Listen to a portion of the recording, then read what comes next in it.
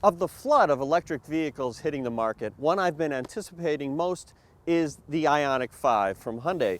Reason being, there's been an Ioniq EV sold in primarily zero emissions vehicle states like California, the Northeast, a few others, that I've appreciated for a couple reasons, not the least of which is its comfortable ride. And that is something that has been extremely rare in affordable EVs for some reason. And that includes, I'll mention, the vehicle we just announced as our best EV of 2022, the Tesla Model Y. It has a competent ride, but it's too firm for our terrible roads here in the Chicago area. Now, I'm pleased to say that the 2022 Ioniq 5 does carry over that comfortable ride and has a lot of other good things about it. We'll talk about what's good, what's bad, and I will make some comparisons with the Tesla Model Y. Bear in mind that the Ioniq 5 and a lot of other models you've been hearing about recently, because they're so new, were not available for full evaluation when we deliberated for our award. So this is our first chance to set it up against what is, by fiat, our benchmark and a market leader, the Tesla Model Y. The Ioniq 5 is an SUV, sort of. I mean, it's not very high off the ground. The ground clearance is only about 6.1 inches, but if you compare it with the Ford Mustang Mach-E, that doesn't look like an SUV either, and its ground clearance is only 5.7 inches. For comparison, the Tesla Model Y is 6.6 inches. So it has everything else that people seem to like about SUVs. It has the hatch, it's roomy, versatile, sits a little bit higher, all that good stuff. Now there are 3 trim levels, SE, SEL, and Limited. And there are a lot of things about the Limited that are exclusive, including on the outside here, you got your 20-inch wheels, the black, gloss black accents, and these side sills are more elaborate, more detailed. On the lower trims, they'll just be black. Now you'll notice the door handles are flush, which we're seeing a lot more of. Also the case on the Model Y, but on the Model Y, you gotta kind of stick your finger in there and push it and pull it. And if someone comes up to your car who's never gotten into it before, they have no idea what to do. At least with this car, they pop out for you. And you can actually have it programmed so when you approach with the key in your pocket, they pop out automatically, which is kind of neat. We've had a little trouble with ice and snow, with them not popping out or then not going back in, but for what it's worth, same thing can happen with the Model Y, and their guidance from Tesla when that happens is to pound it with your fist, but not so hard that you'll damage it, however hard that is. So we'll just call this one a draw. Oh look, see, it thinks I didn't mean it. Now, before we get to the interior, let's talk about the driving. As I mentioned, the ride quality is good in the Ioniq 5, which is really nice to see because it is still rare in the class of affordable electric vehicles. We found the Mustang Mach-E strangely bouncy, and even if you go back to things like the Nissan Leaf, too firm. Our own Tesla Model Y, too firm. This is nice, more than livable. It might help that this has such a nice long wheelbase, but what that doesn't seem to help with is the turning circle, which is a ponderous 39.3 feet, regardless of whether it's rear-wheel drive or all-wheel drive. That is worse than the Mustang Mach-E, and it's way worse than the Volkswagen ID.4. I remember in this very location marveling at the tight turning circle that the ID.4 rear-wheel drive took. It's 6 feet tighter than this vehicle, and even the all-wheel drive version of the ID.4 is 3 feet tighter than the turn that the Ioniq 5 takes. So that's one downside.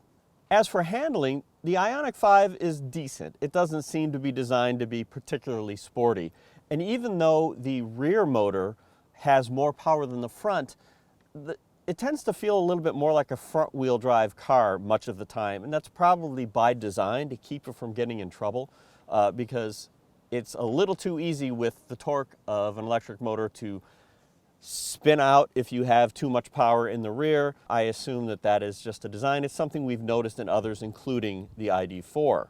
The Ioniq 5 is quick. It does 0 to 60 in less than 5 seconds. in this version with all-wheel drive, which is comparable to our Tesla Model Y. Now, it does depend which mode you're in, though. There are 4 driving modes, which you activate with the button right on the steering wheel. There is normal, sport, eco, and if you hold it down, there's also a snow mode.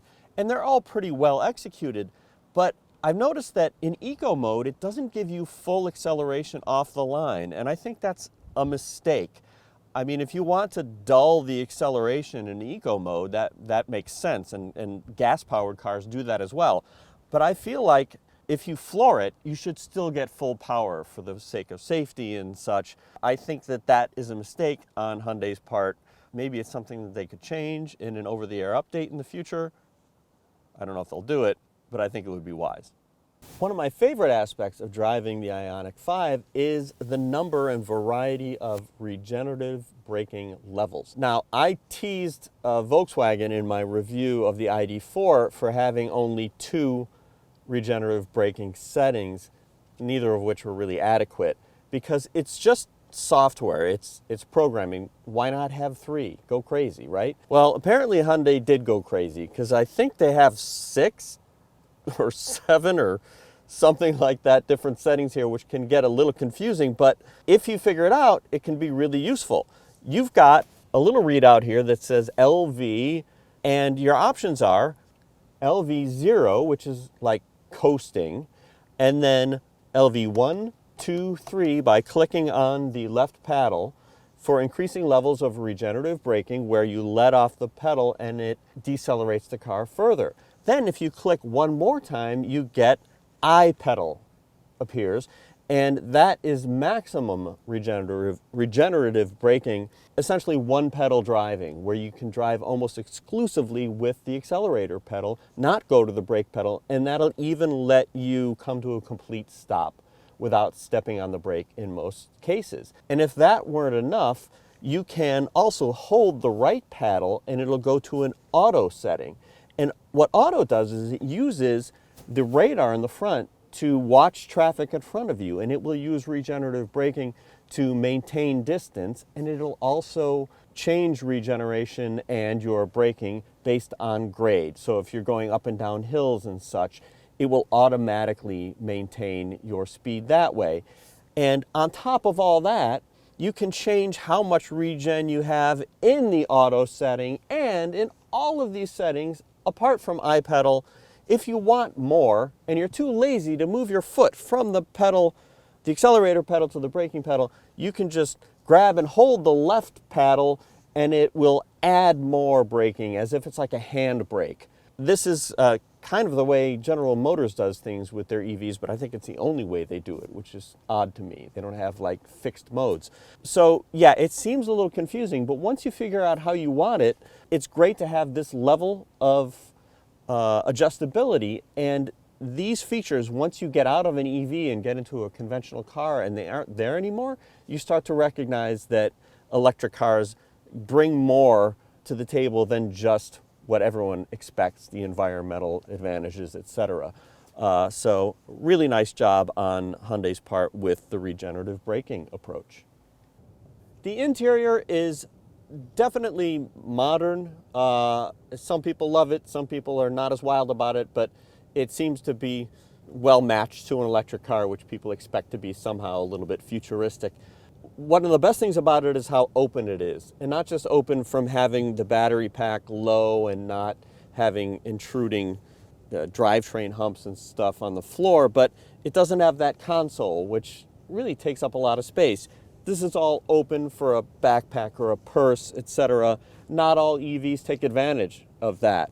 And this, being a limited, has a couple extra features, like the center console here can slide, which is nice. The armrest can be completely out of your way if you don't want it there. See how much extra room is right here as well. If there's a downside to this, it's one less place for buttons to appear. And one of the things that automakers are struggling with is finding places to put controls for the vehicle. They end up in the touchscreen. And one slight problem I have with the car is that the controls for the heated seats and steering wheel and the heated steering wheel is in all trim levels except the SE, are buried a little bit. You've got to either go through the touchscreen, or you hit a button here that says warmer. What does warmer mean?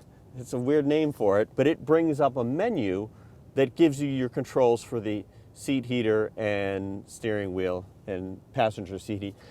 I feel like heated seats and steering wheel should always be a top level button that you can hit no matter what, because you turn them on, they get too hot, you got to turn them back off. You never know who you're driving and whether they want, it's just, they should always be top level.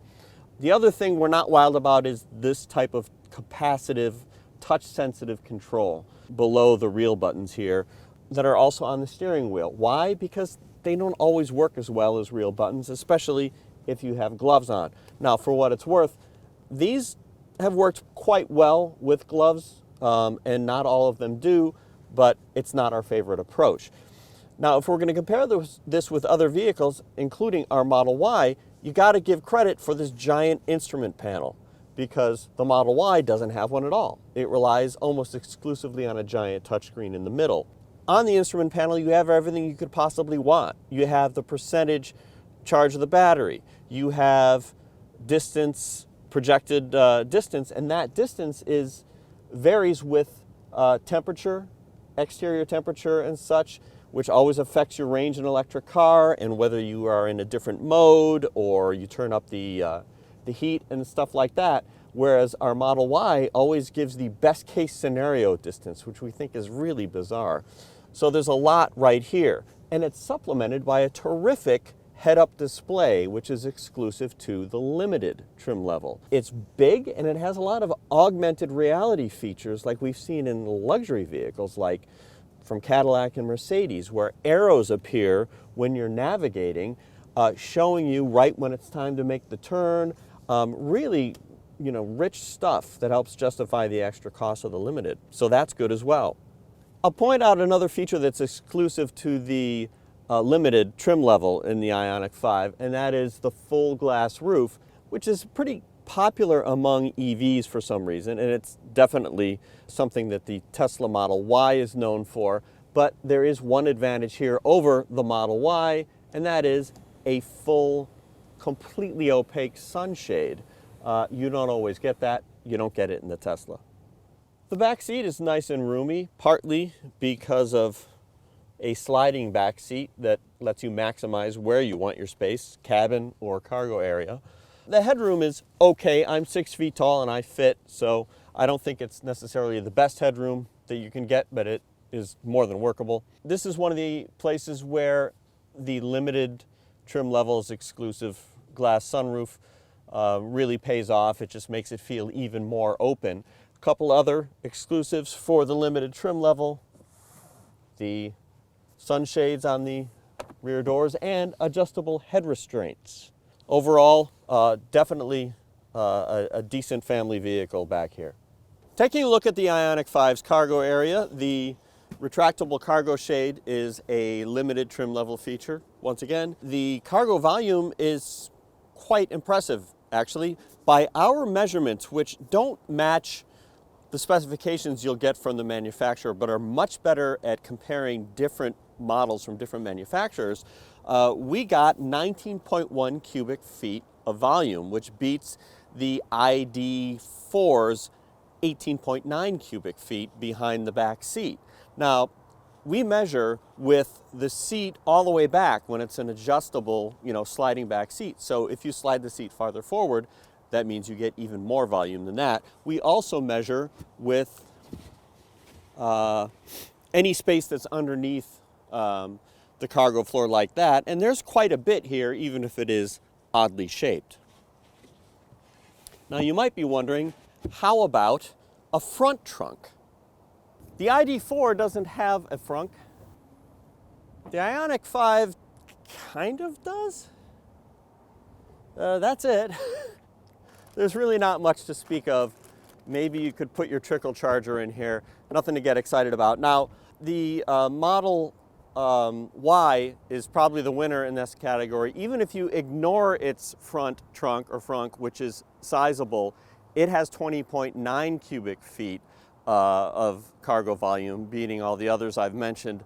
And for what it's worth, the Mustang Mach-E, even when you combine its front trunk and its rear cargo area, is behind the others I've mentioned. So yes, you can say that's not much of a frunk, but if you're looking at cargo area in general, the Ioniq 5, not so bad. Let's talk about charging and the opposite, using the car as a backup generator. Here's a feature I like a lot. It's a motorized door over the charge port like Tesla uses. You might think that that's not necessary, but I'm telling you, once you've been doing this a while, you realize you tend to leave these doors open. Even if you've never done that with your gas-powered car, there's something about the fact that you charge every night, you're doing it more often, you get in the car and the door's open and you got an alert on the instrument panel. What a pain, you got to get out and close it. As soon as you put this car into gear or into drive mode, the door will close automatically by itself, which is nice. When it comes to charging, one of the advantages from the Ioniq EV, the previous generation, the earlier model, that comes over to this one is this is a very efficient car.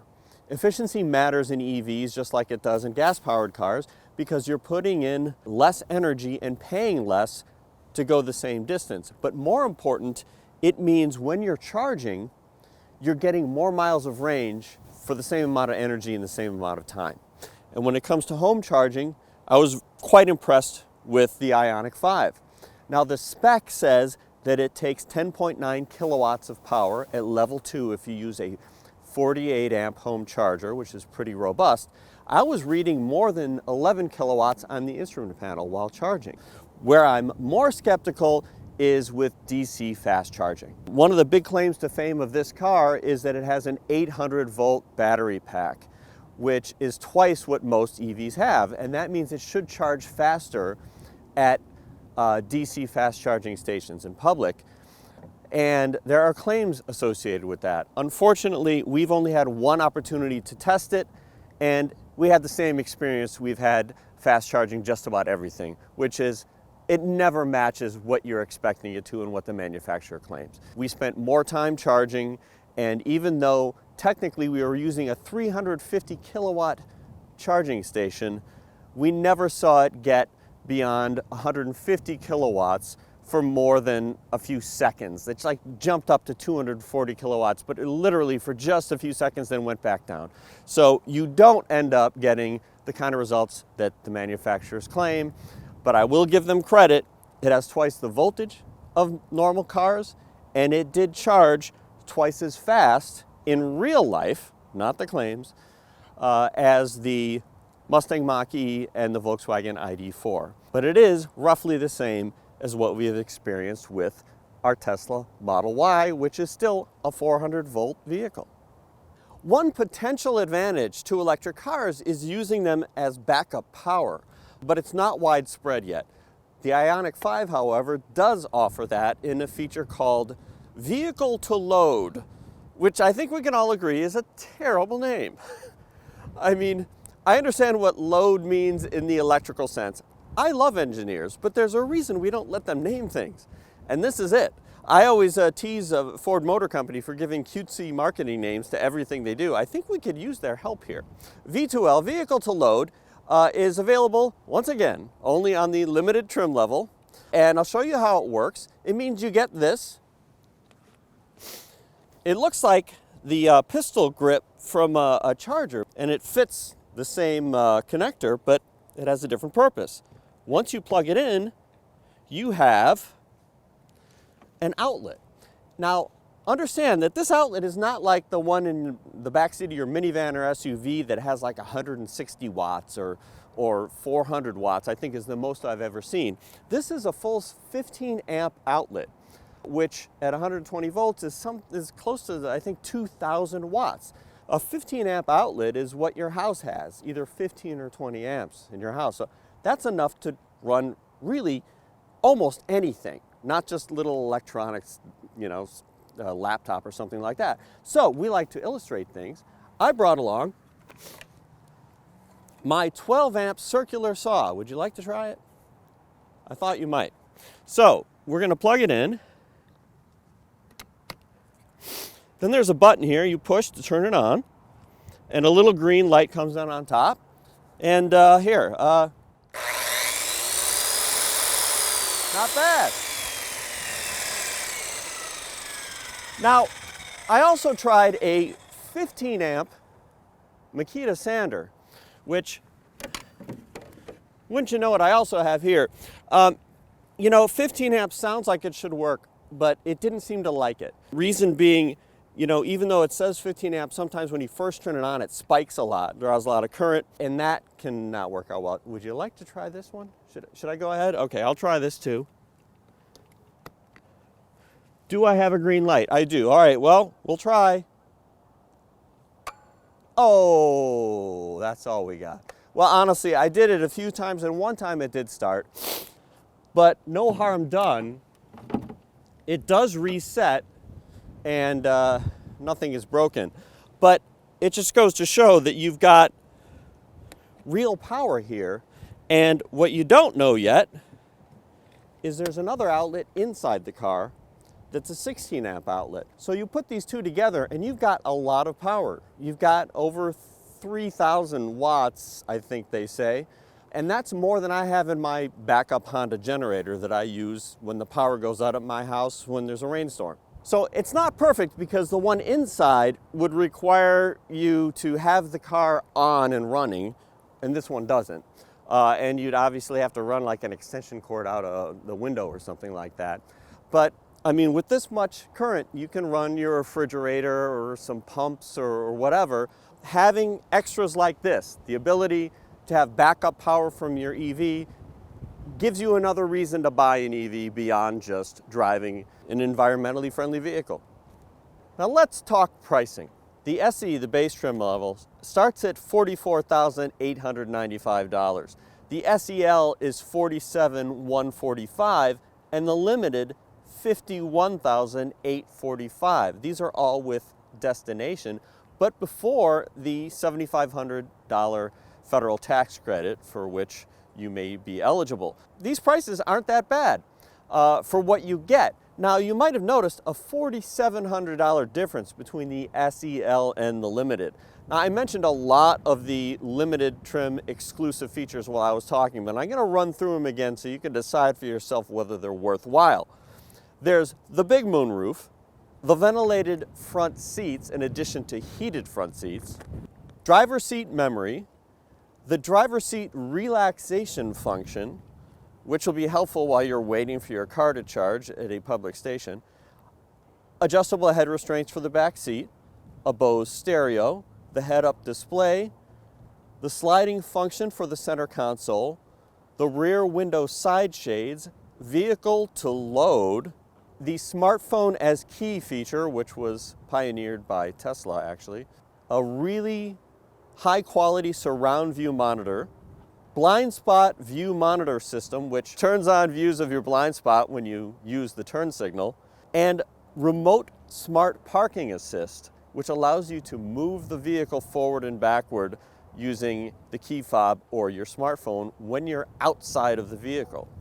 Only you can decide whether those features are worth $4,700, but honestly, it might come down to what's available with the chip crisis that's going on and what it's doing to inventory. When we've looked at the EVs from this latest big push, we've found a major drawback, or more than one major drawback, for each of them. We're not looking for perfection, but we're looking for something that's a little bit more well-rounded, and I think we're getting there with the 2022 Hyundai Ioniq 5. Granted, they bury some heated seat controls and there's no rear wiper, which is a problem, but it's not the only vehicle like that. I'm having a hard time finding any one thing that seems like it could be a deal breaker for most people. I like it a lot. I'd like to spend more time with it. I think this one could be a real winner, maybe in future years.